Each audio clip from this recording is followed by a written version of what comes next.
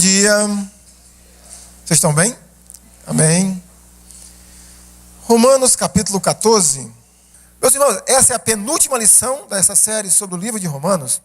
Mas eu quero saber o que é que vocês sabem sobre esse livro. Assim, fazer perguntas bem difíceis. Começar com perguntas bem difíceis. Quem escreveu a Epístola aos Romanos? Quem? Apóstolo Paulo. Ok. Uma pergunta, outra. Vocês têm noção mais ou menos o período histórico, data, quando mais ou menos a epístola foi escrita? Ninguém tem ideia? Ninguém. Talvez início dos anos 50 da era cristã ou meados. Mas vamos colocar aí o ano 50 mais ou menos da era cristã que essa epístola foi escrita. Outra pergunta difícil. Quantos capítulos tem o livro aos Romanos? Quanto? 16. Agora vamos ficar um pouquinho mais difícil. O tema da epístola. O quê? O Evangelho. O Evangelho de Jesus Cristo, o poder do Evangelho, o Evangelho. Então, esse é o tema da epístola, o Evangelho. Então, nós temos tratado esse tema como o Evangelho na epístola aos Romanos, na carta aos Romanos. Outra coisa, como tem refluxo, eu vou estar todo tempo de vez em quando, tá? Então, me perdoe aí.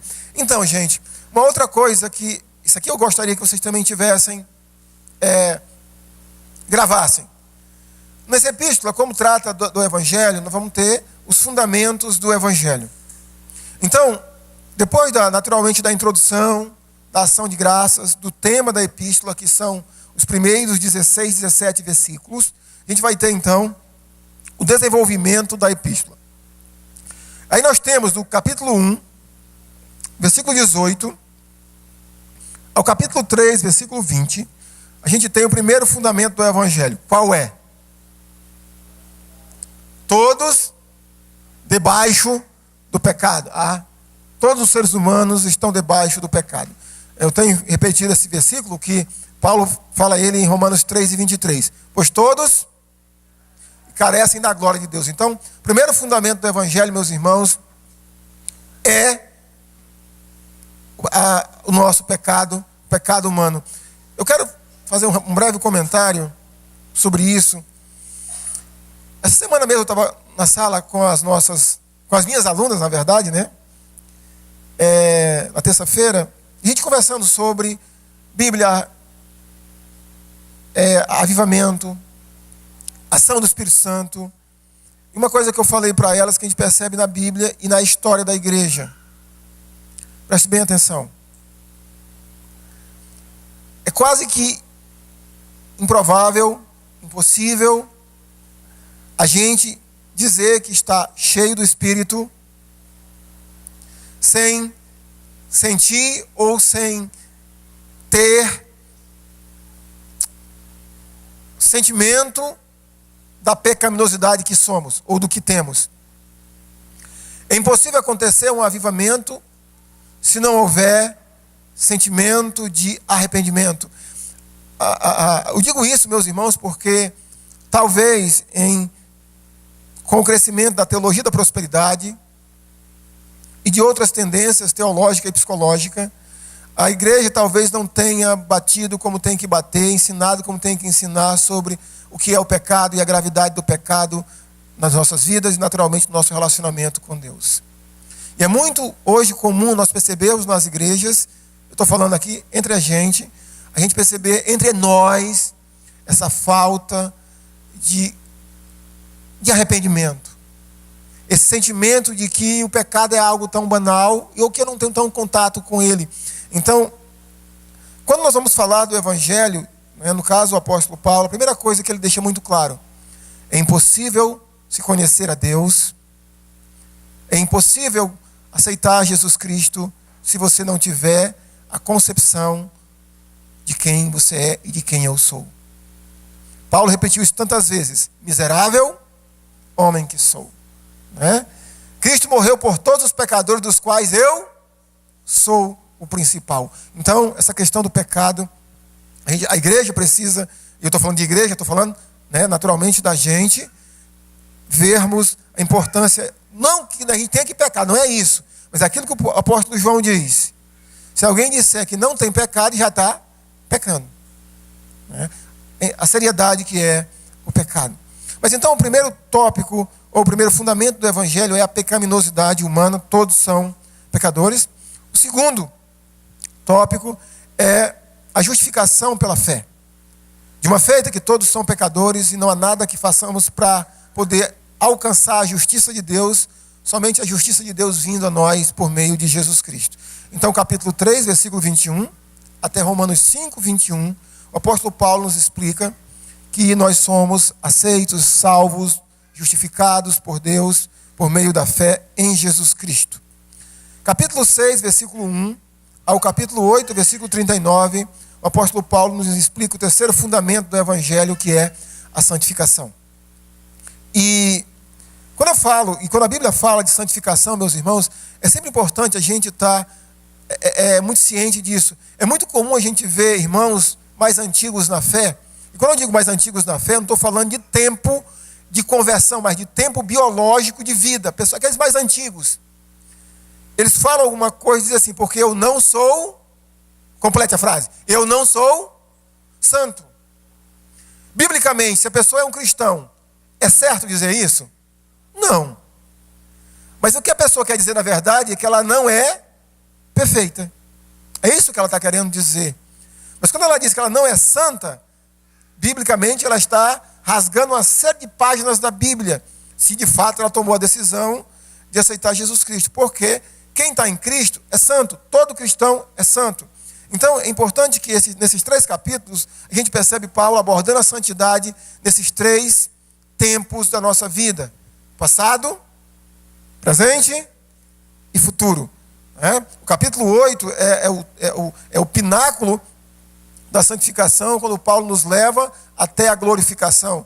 Lembra aqui no capítulo 8, versículo 28 a 30, ele diz assim: pois sabemos que todas as coisas cooperam para o bem daqueles que amam, daqueles que são chamados segundo o seu propósito. Aqueles que ele de antemão conheceu, ele predestinou para serem conformes à imagem de Jesus, e aqueles que ele justificou, ele também,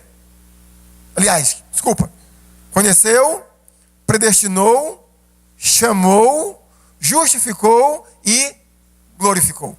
Então, esse tema é desenvolvido em Romanos capítulo 8, nas suas minúcias sobre a nossa livramento e, naturalmente, redenção final em relação ao pecado. Capítulo 9, 10 e 11, nós trabalhamos, ainda dentro dessa questão do Evangelho, o problema de Israel.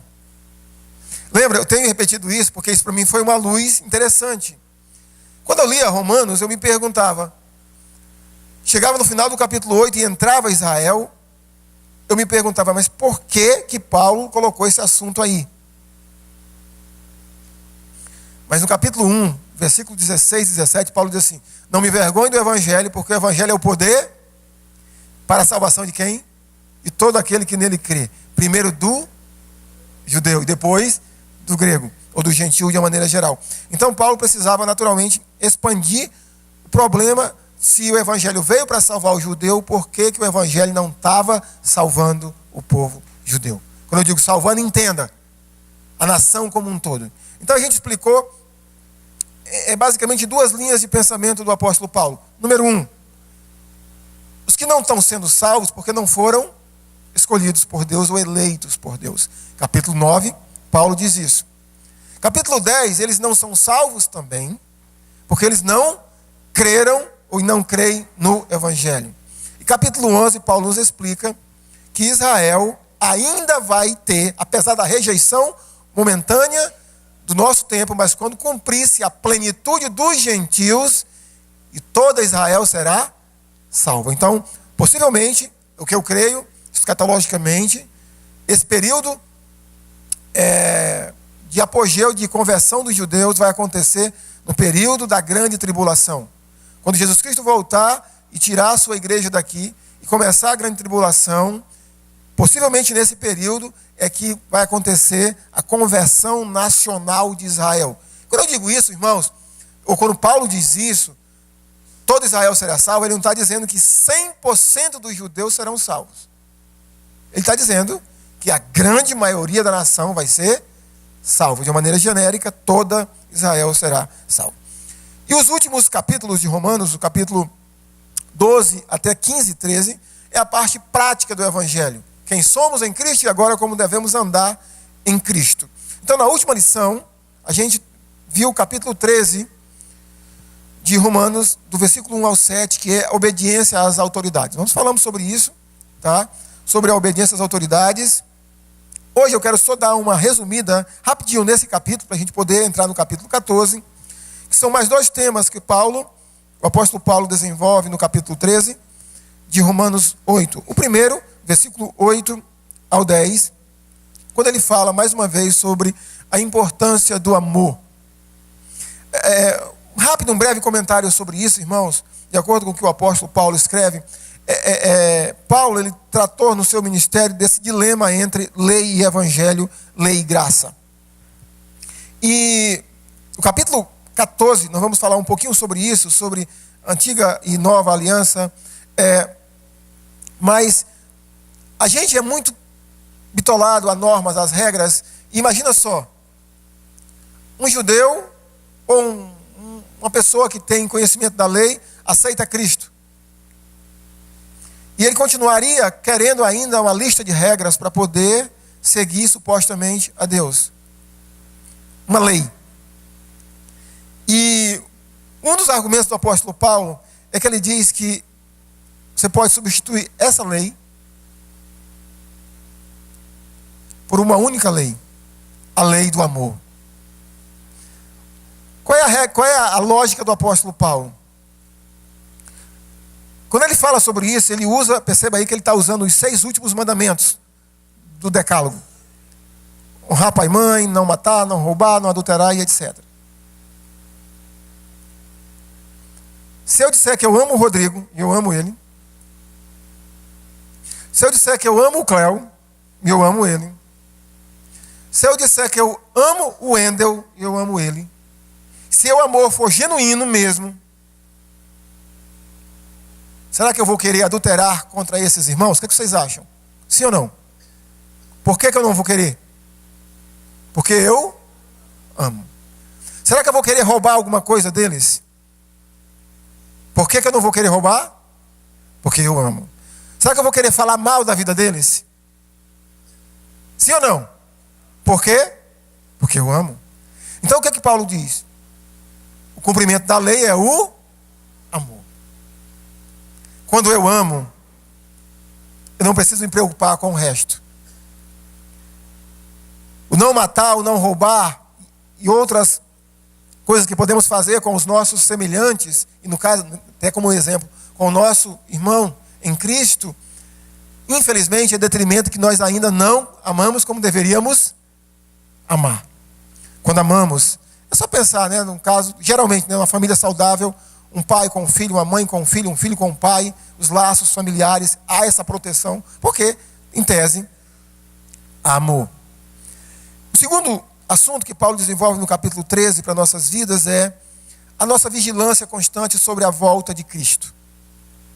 Aqui ele diz que nós deveríamos andar na luz como que sendo dia, apesar de estar nas trevas de noite. E eu não vou trazer nenhuma mensagem falando especificamente da volta de Cristo. Eu tenho ouvido, né, tenho 22 anos de que aceitei a Cristo, já ouvi tantas mensagens, já trouxe algumas sobre a volta de Cristo. Mas assim, meus irmãos, eu queria fazer apenas um comentário no atual momento do nosso mundo que vivemos sobre a volta de Cristo, olhando para os versículos 11 a 14. Quantos aqui estão mais ou menos cientes do que está acontecendo lá na Coreia do Norte? Levanta a mão aí. Ok, a maioria. São indícios. Eu não estou dizendo, né, assim como Paulo também aqui não estava dizendo que os dias dele já estava perto da volta de Cristo. Você imagine os nossos dias. Mas são eventos, desvendamento da história da humanidade, que a gente vê que está culminando para a volta do nosso Senhor. E o desfecho que aquilo pode acontecer, por exemplo, até uma terceira guerra, né, mundial, mas são desvendamentos da história que a gente precisa estar atento para a volta de Cristo. E a volta de Cristo deve suscitar em cada um de nós esse desejo que Paulo fala, de andarmos em santidade. Deixarmos as obras das trevas e andarmos em plena luz. Em outras palavras, aproveite o tempo. Aproveite o tempo para fazer a obra e a vontade de Deus. Vamos ler agora capítulo 14 de Romanos. A gente vai falar nos próximos minutos sobre aprendendo a conviver com as diferenças. Romanos 14, a partir do versículo 1. Diz assim: acolhei ao que é débil na fé, não, porém, para discutir opiniões. Um crê que de tudo pode comer, mas o débil como legumes. Quem come não despreze o que não come, e o que não come não julgue o que come, porque Deus o acolheu. Quem és tu que julgas o servo alheio? Para o seu próprio Senhor está em pé ou cai, mas estará em pé, porque o Senhor é poderoso para o suster. Um faz diferença entre dia e dia, outro julga iguais todos os dias. Cada um tem a opinião bem definida em sua própria mente. Quem distingue entre dia e dia, para o Senhor faz. E quem come, para o Senhor come, porque dá graças a Deus. E quem não come para o Senhor, não come e dá graças a Deus. Porque nenhum de nós vive para si mesmo, nem morre para si mesmo. Porque se vivemos para o Senhor, vivemos. Se morremos para o Senhor, morremos. Quer, pois, vivamos ou morramos, somos do Senhor. Foi precisamente para esse fim que Cristo morreu e ressurgiu, para ser Senhor tanto de mortos como de vivos. Tu, porém, porque julgas teu irmão? E tu, porque desprezas o teu? Pois todos compareceremos perante o tribunal de Deus. Como está escrito: por minha vida, diz o Senhor, diante de mim se dobrará todo joelho e toda língua dobrará louvores a Deus. Assim, pois, cada um de nós dará conta de si mesmo a Deus. Versículo 13. Não nos julguemos mais uns aos outros. Pelo contrário, tomai o propósito de não pôr de tropeço ou escândalo ao vosso irmão. Eu sei e estou persuadido no Senhor Jesus de que nenhuma coisa é de si mesma impura, salvo para aquele que assim a considera, para esse é impura. Se, por causa de comida, teu irmão se entristece, já não anda segundo o amor fraternal, por causa da tua comida, não faças perecer aquele a favor de quem Cristo morreu. Não seja, pois, vituperado o vosso bem. Porque o reino de Deus não é comida nem bebida, mas justiça e paz, alegria no Espírito Santo. Aquele que deste modo serve a Cristo é agradável a Deus e aprovado pelos homens. Assim, pois, seguimos as coisas da paz e também da edificação de uns para com os outros. Não destruas a obra de Deus por causa de comida. Todas as coisas, na verdade, são limpas, mas é mal para o homem comer com escândalo. É bom não comer carne, nem beber vinho, nem fazer qualquer outra coisa com que teu irmão venha a tropeçar, ou ofender, ou se enfraquecer. A fé que tens, tenha-na para ti mesmo perante Deus. Bem-aventurado é aquele que não se condena naquilo que aprova. Mas aquele que tem dúvidas é condenado se comer, porque o que faz não provém de fé. E tudo que não provém de fé é pecado. Vamos aqui dar uma repaginada, um contexto do que o apóstolo Paulo está falando no capítulo 14. Não sei se vocês deu para acompanharem a raciocínio da igreja. Nós estamos aqui, Paulo escrevendo a uma igreja, a igreja de Roma. Você imagina uma igreja hoje em Nova York, Washington ou qualquer outra metrópole do mundo, cidades cosmopolitas, formadas de diversas civilizações, culturas e etc. Então, é mais ou menos essa a imagem que temos da igreja de Roma. Uma igreja na capital do império e que naturalmente tinham diversos grupos de pessoas. E aqui nós temos Paulo falando de dois grupos específicos. Quando ele começa no versículo 1 dizendo: acolhei ao que é débil na fé. Quais são os dois grupos? Um grupo, Paulo não dá nome especificamente a ele, que são pessoas supostamente, pessoas resolvidas ou pessoas que têm uma mente mais firme em relação a coisas, não são pessoas meticulosas. Paulo chama elas de pessoas nas entrelinhas de fortes na fé. Do outro lado nós temos que Paulo chama de débil, ou em outros lugares Paulo chama pessoas fracas. Pessoas que são extremamente meticulosas, pessoas que se escandalizam por né, por algumas coisas que de repente não faria nenhum sentido se escandalizar. Então nós temos aqui esses dois grupos. Um grupo de irmãos fortes e um grupo a quem Paulo chama de irmãos que são débil na fé. Por que eles são débil? Porque eles têm restrições aqui. No contexto, eles têm duas restrições específicas. Comida, perceberam isso?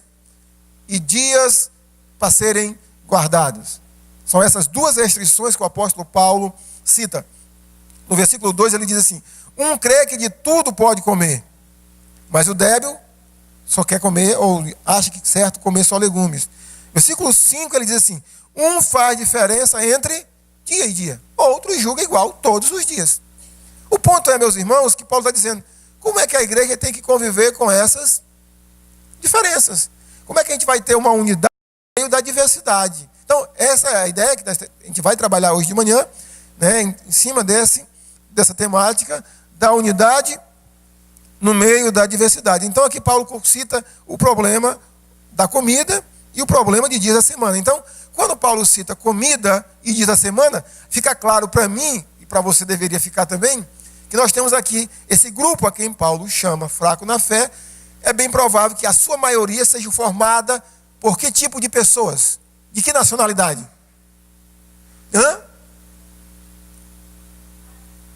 Vamos lá. Quem era a etnia da época de Paulo que tinha restrições com certos tipos de comida e com dias da semana e do mês e do ano? Quem era? Judeus. Então, possivelmente, eram judeus, e se todos não fossem judeus, os demais seriam influenciados por esse grupo de judeus que faziam parte da igreja de Roma. Do outro lado, é bem provável que o outro grupo fosse, na sua maioria, gentios, que naturalmente não foram ensinados na lei mosaica e que naturalmente adquiriram muito rápido os ensinamentos de pessoas que plantaram essa igreja, que não foi nenhum apóstolo. Paulo diz isso no capítulo 16, nem ele próprio. Então essas pessoas possivelmente não tiveram lutas com relação a esse tipo de situação. Então nós temos aqui essa situação. E naturalmente, irmãos, esse problema estaria trazendo consequências para a igreja. Naturalmente, a primeira delas é facções, grupos diferentes. Então, a irmã Thelma acha que o domingo é um dia que você não pode fazer nada. A Leia acha que o domingo é o dia do Senhor, mas eu posso fazer o que eu quiser. Então, já começaria a haver, né, divisões na igreja, porque a irmã Thelma acha que carne de porco é legal. A Kelma não gosta de carne de porco. E aí poderia, né, teria restrições alimentares em relação a dia da semana. Então, como se conviver com isso? Como a igreja deve conviver com isso? Você vai dizer, pastor, então nós não temos nenhum problema. Porque nós não temos nenhum problema com relação a dias da semana, ou do mês, ou do ano, e nem tampouco com relação à comida. Mas nós temos diferença? Sim ou não? Igreja, nós temos diferença, sim ou não? Eu até ia brincar com o Rodrigo, né? Eu brinco com o Rodrigo, com o Teonísio, com o Teliseu e os outros sofredores, né? Porque são vascaínos. Nós temos vascaínos, temos flamenguistas, nós temos pessoas que são do partido, outros são de outros partidos políticos. Então, como conviver com essas diferenças para não perder a unidade da igreja? Que, acima de tudo, nós somos o quê? Irmãos em Cristo. Somos irmãos em Cristo. Então, como conviver com essas diferenças? Então, isso estava trazendo, irmãos, consequências para a igreja. E, basicamente, Paulo cita 3 tipos de consequência. Número 1, desprezo. Observe que, no versículo 3, Paulo diz assim: quem come, não despreze o que come, e o que come, não julgue o que come, porque Deus o acolheu. Desses dois grupos, quem era que desprezava o outro? O forte ou o fraco? O forte. O forte que acha que deve comer tudo, que poderia, os dias todos são iguais. Então, esse grupo de pessoas que Paulo diz que eram mais cientes ou donos da razão, esse grupo de irmãos, eles estavam desprezando. Desprezo. Rapaz, mais ou menos assim. Desprezando. E quando eu encontrei essa palavra, eu lembrei do sermão de Jesus Cristo, em Mateus 18, quando ele diz assim, que ninguém despreze a um só dos seus pequeninos. Ninguém despreze a nenhum de seus pequeninos. Imagine só, você tem 5 filhos e um deles tem síndrome de Down ou uma outra problema. E você vê os outros 4 sendo bem acolhidos por outras pessoas, mas aquele que tem uma doença sendo menosprezado. Qual é a sua reação? Qual é a sua reação? É o que Deus diz, para a gente não tratar assim aqueles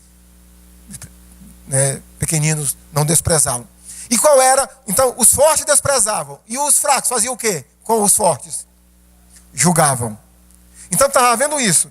Um lado havia desprezo, do outro lado havia julgamento. O fraco olhar dizia mais ou menos assim, claro, isso aqui eu estou brincando. Ai, perigoso é ir para o céu mesmo. Então, um lado havia desprezo, do outro lado havia julgamento por parte daqueles que Paulo chama de débil na fé, por conta, e naturalmente, em consequência disso, havia tropeço. Observe que no versículo 13, Paulo diz assim: tome um propósito, nunca mais fazer isso, e colocar em tropeço a nenhum irmão. E mais uma vez, o que Jesus Cristo fala sobre tropeço? O que ele diz? Aquele que fizer tropeçar a um dos meus pequeninos, é melhor amarrar uma pedra de moinho nos pés ou no pescoço? No pescoço, e treinar natação no mar Mediterrâneo. Imagina só, treinar para o curso do bombeiro, com a pedra de moinho agarrada ao pescoço. Era o modo de assassinato dos assírios. Dos romanos era a cruz. Os assírios faziam o seguinte: pegavam o camarada, uma pedra de moinho, jogavam ele lá no meio do Mediterrâneo. Nada. Então, a consequência para a igreja, irmãos, era isso: desprezo, julgamento e, naturalmente, irmãos tropeçando, irmãos chegando a enfraquecer na fé, irmãos não mais andando segundo o amor fraternal. Então, nos próximos minutos, irmãos, eu vou passar algumas diretrizes que o apóstolo Paulo nos passa de como nós devemos conviver com as nossas diferenças, se não são essas. Espero que não sejam, de fato, espero que nenhum de nós tenhamos problema com isso. Mas como devemos conviver com as diferenças na igreja e, naturalmente, a gente manter a unidade. A primeira coisa, irmãos, que nós temos que ter muito claro em mente é que a igreja, ela é uma unidade, mas formada por uma diversidade. A gente brinca aqui na Igreja Batista Memorial sobre essa questão de diversidade. Observe. Quantos aqui são de Cruzeiro do Sul? Levanta a mão. Pensei que fosse bem menos. Agora vamos lá. Quem é de Rio Branco? Levanta a mão. Tá vendo? De Cruzeiro são maiores, viu, gente? Por que eu estou fazendo isso, gente? Qual é a diferença que isso deve fazer para nós? Qual é a diferença? Nenhuma. Agora vamos lá. Quantos aqui vieram, fazem parte, ou que já fizeram parte de igrejas batistas regulares? Levanta a mão. Eu vou baixar que eu não fiz. Ok. Quantos vieram e já fizeram parte de igrejas do ramo do pentecostalismo? Levanta a mão. Quantos vieram de igrejas batistas independentes? Levanta a mão. Mas aqui nós somos o que, gente? Uma igreja.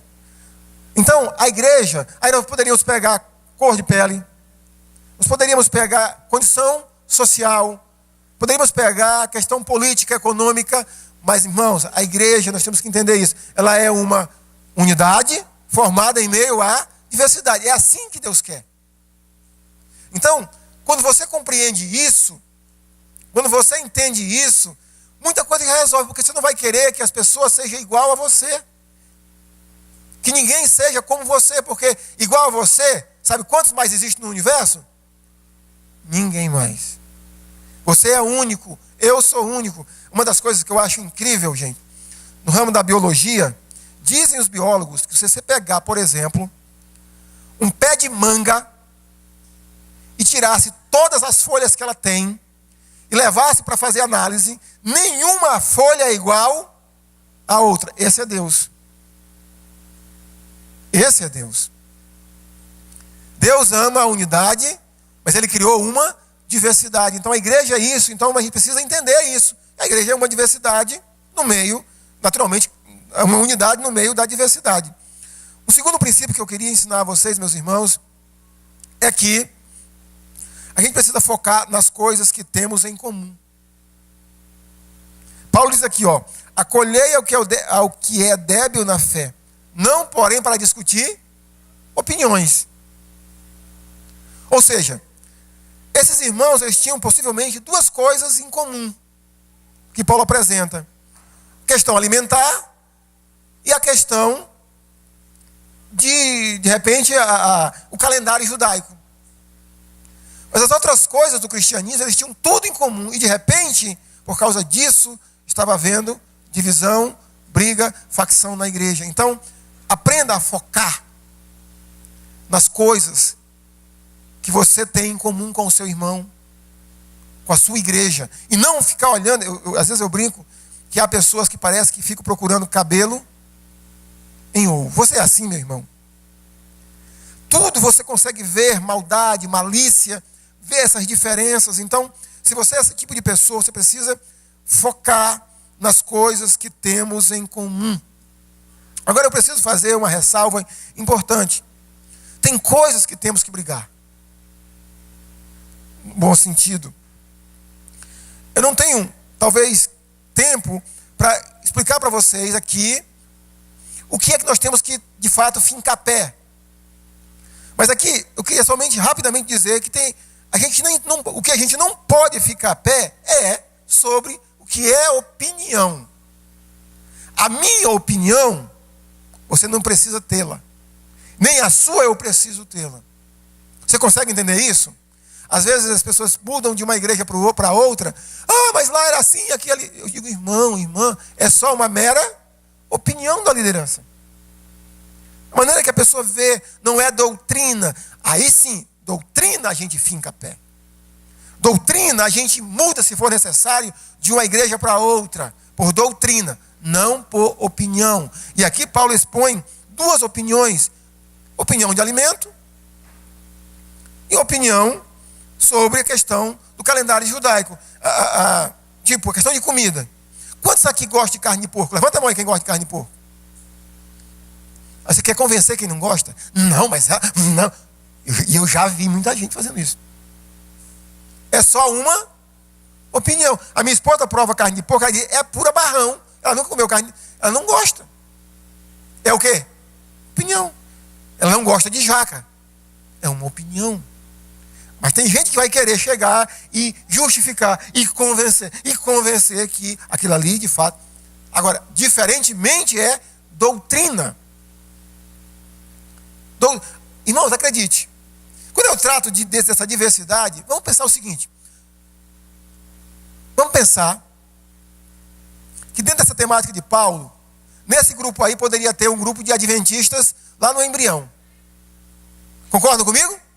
Irmão Rubem, concorda comigo? Aí poderia ter. Para Paulo, qual era a diferença se o adventista crê que Jesus Cristo é o Salvador e ponto? E o único ponto, se fosse isso, que não é, a única diferença é que os batistas acham que o domingo é o dia do Senhor e o adventista acredita que é o sábado. Qual era o problema para Paulo em relação a isso? Nenhum. Se esse é o problema, é só mera opinião. Nós cremos que a Bíblia, pelo que Paulo diz, pelo que os outros escritores dizem, pelo Novo Testamento, o domingo é o dia do Senhor, da nova aliança e tudo mais. Mas se aqui tivéssemos um grupo de irmãos que de repente creem que o sábado é o dia, irmão, fica na paz. Não vamos discutir opinião. Vamos fazer o quê? Focar naquilo que temos em comum. O que é que nós temos em comum? O mesmo Salvador. Nós temos o mesmo Pai. Nós temos a mesma igreja. Nós temos a mesma fé, o mesmo batismo. Nós temos o mesmo Espírito. Então, foque nas coisas que nós temos de comum. Sabia que muitos casamentos acabam porque um dos lados começa a olhar apenas as coisas que de repente não são tão comuns. Nós temos muito mais coisas para celebrar. E isso, irmãos, que eu estou falando a vocês, esse princípio, não é ecumenismo, tá? Lembra que eu falei? Doutrina se firma a pé. Opinião se aceita, discorda, respeita e ponto. O terceiro princípio que Paulo nos diz, irmão, o que eu nunca deveria fazer no meio das divergências. Eu nunca deveria desprezar ninguém. Ou seja, o que é desprezar?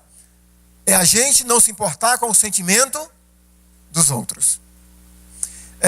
Só uma explicação. Na nossa antepenúltima reunião de casais, nós falamos sobre comida no nosso grupo. Capítulo 8 de 1 Coríntios. Quando a gente começou a estudar o capítulo, eu perguntei para todo mundo: vocês vão num caipira ou num novenário, e lá alguém está no novenário, está vendendo lá galinha cheia, você come ou não come essa galinha? Com exceção de 2, 3 pessoas, todo mundo do grupo respondeu o quê? Como? Nenhum problema, como? E eu não acho que eu não fiz nenhuma explicação, eu só li o capítulo 8 de 1 Coríntios. Quando eu terminei de ler o capítulo, eu fiz a mesma pergunta: sabe quantos comiam ainda a galinha? Nenhum mais. Sabe por quê? Porque eles se importavam com o outro. Esse é o ponto. Porque se importa com o outro. Agora, se tiver num grupo somente os fortes, e a galinha ou outra coisa rodar, e se ninguém se importar com aquilo, aí roda a galinha, roda o que vier. Mas por causa do fraco, por causa daquele, não despreze essa pessoa. Então, é uma decisão que nós temos que fazer, irmãos, para andarmos em unidade, é nunca desprezar. A outra decisão é nunca julgar. Não julgue. Não julgue, não julgue, não julgue. Complete comigo. Não julgue para que não seja julgado.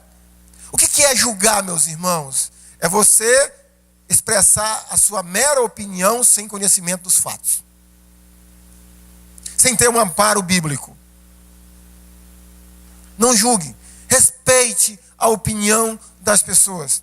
Então, irmãos, o outro princípio que eu quero passar é que os fins justificam os meios. Quando Paulo diz isso, no versículo 6 em diante, ele diz assim: quem distingue entre dia e dia para o Senhor o faz. E quem come para o Senhor come, porque dá graças a Deus. E quem não come para o Senhor não come e dá graças a Deus.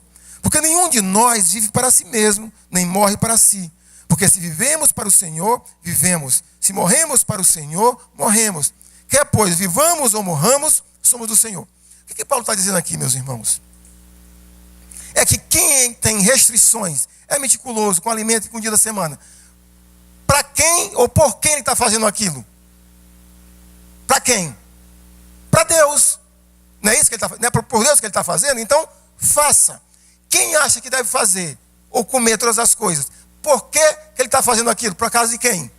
De Deus. Então, bola para frente. Então, os fins justificam os meios. Por isso que eu falei ainda há pouco sobre essa questão da gente não saber a causa. O motivo. Conhecer antes de bater o martelo de juiz, você precisa fazer isso. Eu tenho falado muito, irmãos, e não é nunca repetir, essa questão do julgamento. O nosso país tem vivido esse problema da Lava Jato, por exemplo. Eu fico observando algumas coisas. Um réu está preso numa cidade A, o juiz que vai julgá-lo está numa cidade B. O que o país faz? Pega ele, leva para a cidade onde está o juiz. Ou quando não se pode fazer isso, se faz videoconferência. Mas por que disso? Porque alguém que vai julgar precisa ter conhecimento de causa do que está acontecendo. Então a gente saber que, às vezes, há um fim por trás disso. Por que o irmão, por que a irmã está fazendo isso ou aquilo? Então, repito, eu espero que esteja claro que eu estou falando de opinião. Não de doutrina. Opinião. E se respeitar. Porque assim, aqui é um limite muito meticuloso. Porque de repente, irmãos, alguém pode birrar com você supostamente dizendo que é um fraco na fé e te colocar numa parede de concreto e te congelar lá. E Paulo diz assim em Gálatas: eu não me submeto nem uma hora aos legalistas.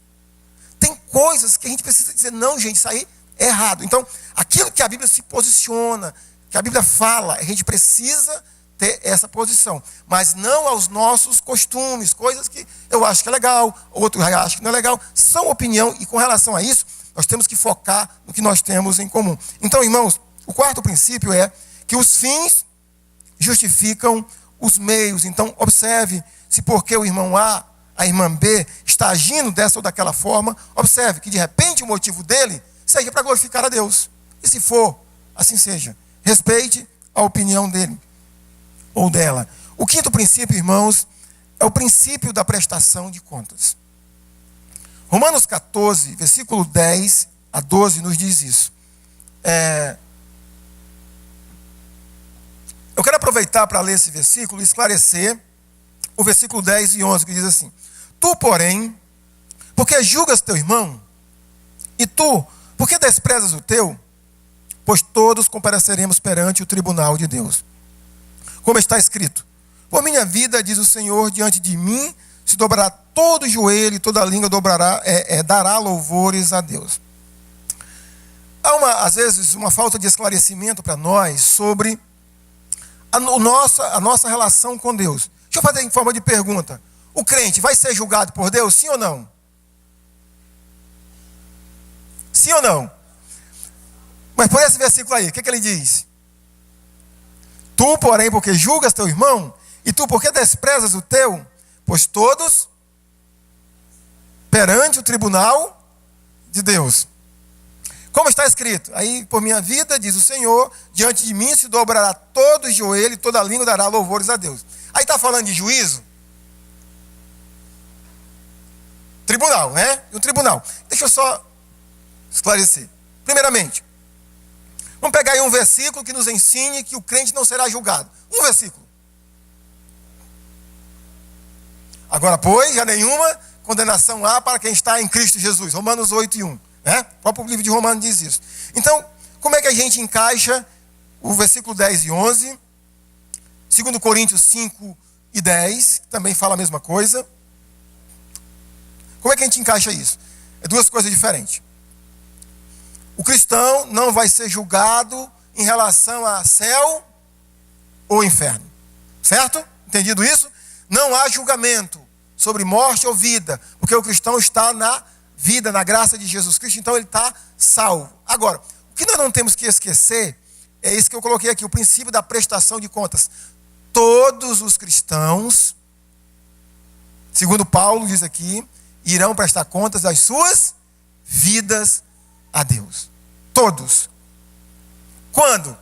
No tribunal, o que nós cremos, tá, gente? Aqui ele chama tribunal de Deus, mas no tribunal de Cristo. Então, todo cristão vai prestar contas da sua vida para Deus. E é nisso que a gente também deve descansar.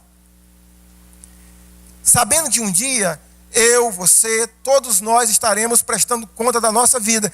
E eu tenho aconselhado várias pessoas assim.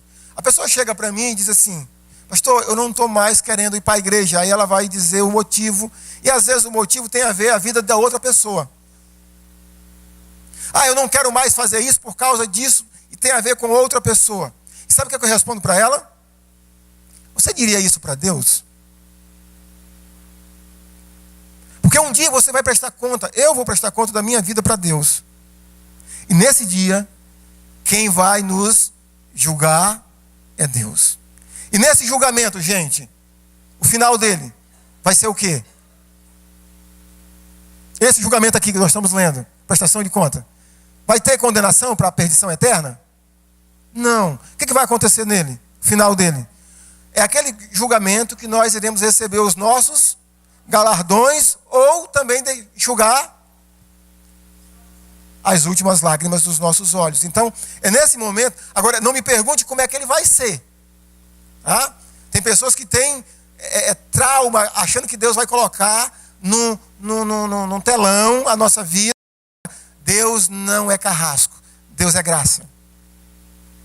Não sei como é que vai ser, a Bíblia não diz, não se posiciona em relação a isso. O que eu posso dizer a você é que o que a Bíblia diz, o que o apóstolo Paulo diz aqui, que um dia todos nós iremos dobrar o joelho.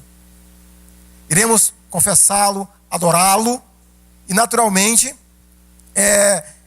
olharmos ou lembrarmos de tudo o que fizemos de bem ou mal por meio do nosso corpo. Isso a Bíblia diz. Tudo que nós tivermos feito, seremos presenteados ou reprovados por causa do bem ou do mal que tivermos feito por meio do nosso corpo. E por fim, irmãos, o último princípio, foque nos princípios do reino de Deus. Paulo levanta aqui esse assunto no versículo 13. Ele diz que o reino de Deus não é comida, não é bebida, não é dias, não é isso, não é aquilo. O que é o reino de Deus? Justiça, paz e alegria no Espírito Santo. Foque nessas coisas que as diferenças ficam. Foque na justiça de Deus, foque no reino de Deus, foque no propósito de Deus para a vida de cada um de nós. Paulo diz aqui no versículo 17, porque o reino de Deus não é comida nem bebida, mas justiça e paz e alegria no Espírito Santo. Versículo 19, assim pois, seguimos as coisas da paz e também as da edificação de uns para com os outros. Então, é por meio desses princípios que Paulo nos dá no capítulo 14, irmãos, que nós vamos manter unidade no meio da diversidade. Somos diferentes, gostos diferentes, pensamentos diferentes, e temos que ter unidade naquilo que a Bíblia diz, assim, aqui é assim. As outras coisas precisamos entender isso, que a diversidade precisa ser respeitada no meio do povo de Deus. Bom domingo, fique de pé, vamos orar? Nosso Deus, nós queremos te agradecer esse dia, esse momento que tivemos aqui com os irmãos, para podermos conversar, estudar sobre a tua palavra.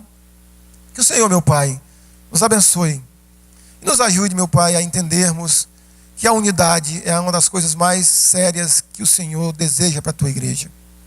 Nos ajuda, meu Senhor, a crescermos em Cristo Jesus, a não sermos nunca débil na fé, mas sermos fortes, Senhor, para podermos acolher aos nossos irmãos. Nos ajuda, meu Pai, nos abençoa, nos dá um domingo abençoado na tua presença, em nome de Jesus. Amém.